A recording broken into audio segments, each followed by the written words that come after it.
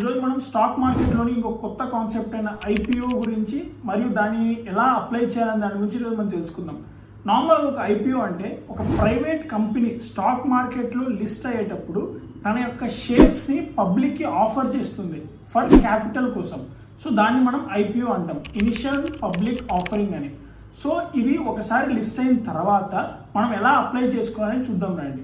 నార్మల్గా ఐపీఓ అనేది ఇలా లిస్ట్ అవుతుంది. లిస్ట్ అయిన తర్వాత ఆఫర్ డేట్ వచ్చేసరికి 19th నవంబర్ 2024 ఆఫర్ లిస్ట్ అవ్వడం జరిగింది. ఇది ఎండ్ అవ్వడం వచ్చేసరికి 22nd ఎండ్ అవ్వడం జరిగింది. జస్ట్ 3 రోజులు మాత్రమే ఉన్నది. సో మీరు దీన్ని ఎలా అప్లై చేసుకోవాలంటే, మీరు మీ యొక్క జిరోదా కానివ్వండి, అప్స్టాక్ కానివ్వండి, ఏ ఇతర బ్రోకర్ అకౌంట్లకు వెళ్ళి అక్కడ మీరు బిడ్ అనే ఒక ఆప్షన్ ఉంటుంది, లేదా ఐపీఓ అని ఉంటుంది. జస్ట్ అక్కడికి వెళ్ళి మీకు కావాల్సింది మీరు అప్లై చేసుకోవచ్చు. రీసెంట్గా అయితే ఎన్టీపీసీ గ్రీన్ అనేది ఉంది. సో దాని రిలేటెడ్ నేనైతే అప్లై చేయడం జరిగింది.